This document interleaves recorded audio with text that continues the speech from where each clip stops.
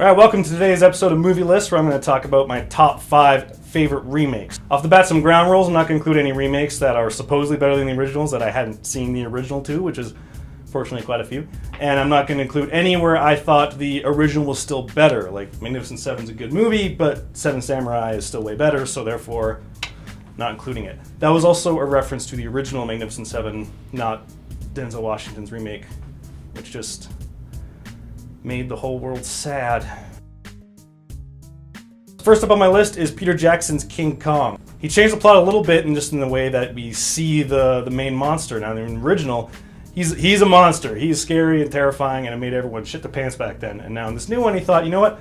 No one's going to be scared of a big special effect gorilla because we all know now that he's going to be a big special effect gorilla. So let's make the audience care for him. Let's make them all cry at the end when he fucking dies. And it worked. Almost everyone I've seen this movie with freaking cries at the end of King Kong. It's insane. A lot of people complained about how long it took to get to the island. If you compare the two, I mean, both in the original hour-and-a-half long movie and the remake that was 3 hours long, the whole first third is on the boat. The big difference is, in the remake, it's actually way better. You kind of care about the characters, and it's not incredibly racist and incredibly sexist. I guess I love you.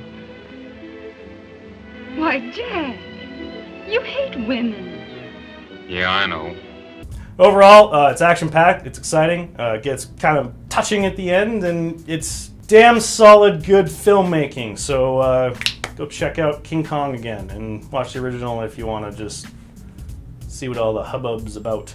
Probably going to cut all of that.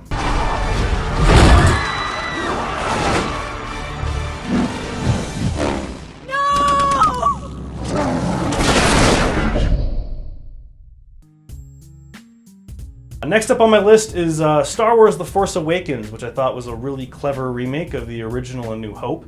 Basically just took the exact same story scene for scene and just changed the gender of the main character, and I thought it was sorry, what's that? Force Awakens isn't actually a remake. Oh, fuck! Okay, fine. The number 4 on my list is John Carpenter's The Thing. Many horror fans nowadays kind of elevate it to this big thing where they say it's a perfect horror movie. Not really. It gets a little sloppy at the end, where Wilford Brimley can suddenly be locked up in a cabin for a day and then manage to dig a series of intricate tunnels under the ice and even build a new spaceship. Good job, Wilford. I knew you had it in you, even with all your diabetes. I'll start when I was first diagnosed. Clear. I was scared to death. I was experiencing symptoms that were strange. And as a result of all these things, I lost all my energy. But apart from that, the remake is absolutely disgustingly terrifying. The original is boring as fuck. It is literally just a bunch of guys sitting in rooms talking about how pretty soon they should all run out and leave the room. With the remake, it is just a non-stop gore fest. The special effects by Rick Baker are all just fantastic. The puppets and the gore and the blood, it all looks real, and it's still fucking gross and scary as shit. So really damn good remake, obviously, because it's in my top 5, so that was a stupid statement to make.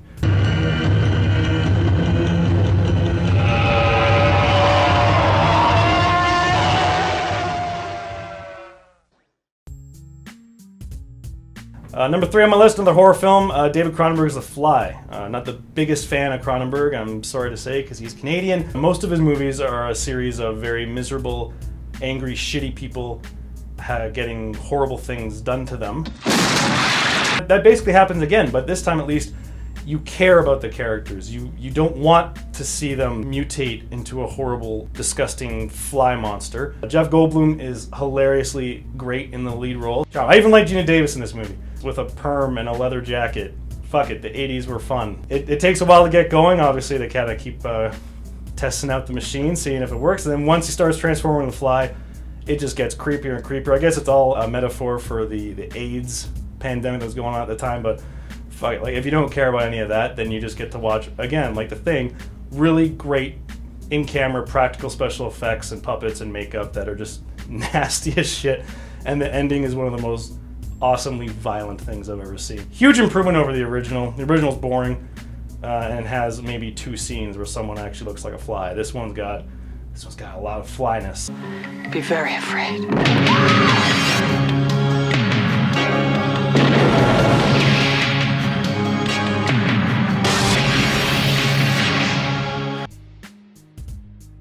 Number 2 spot, Brian De Palma's Scarface. The original's a pretty good show. It's not a bad 30s gangster flick, but it's definitely lacking what I like to call the insane amount of swear words and 80s music and bad pastel colors and Al Pacino yelling at people and firing a machine gun factor. Say hello to my little friend!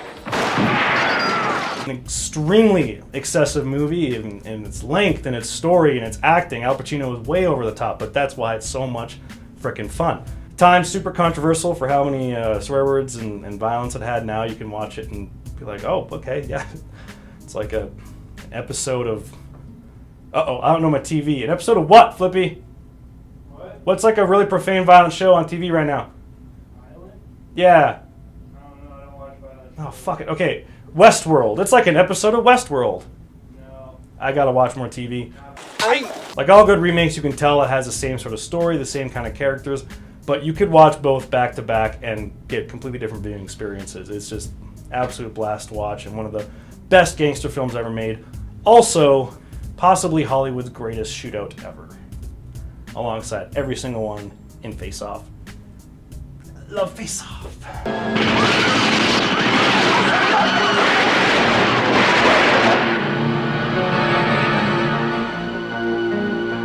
Al Pacino is Scarface. Last pick for number 1 best remake is Martin Scorsese's The Departed. Finally nabbed him the Best Director and Best Picture Oscar, which he was desperately dreaming of for his entire career. And that resulted in a backlash for a lot of people. They all said, it was a career achievement award. He didn't actually deserve it. It's not that great of a movie. No offense. Fuck all of them. This movie's freaking awesome. It is an absolutely great gangster crime drama. Leonardo DiCaprio and Matt Damon are fantastic in their roles as the cop pretending to be a robber and the robber trying to be a cop. Jack Nicholson is my favorite part of the movie. He just chews that scenery and horks it out like a big scenery loogie. I got this rat, this gnawing, key-eating fucking rat. The original Internal Affairs is also a really good movie. I would recommend hunting it down and watching it because it's a lot of fun. But Scorsese, he's the master director. Every single scene is elevated by how he uses his camera. It's an exuberant, enjoyable movie. It's violent, it's fun, it's suspenseful. It's got pretty much everything. And again, like Scarface, you could watch both back to back, have pretty different viewing experiences even though they share the same story. For me, that's a good sign of a remake worth remaking.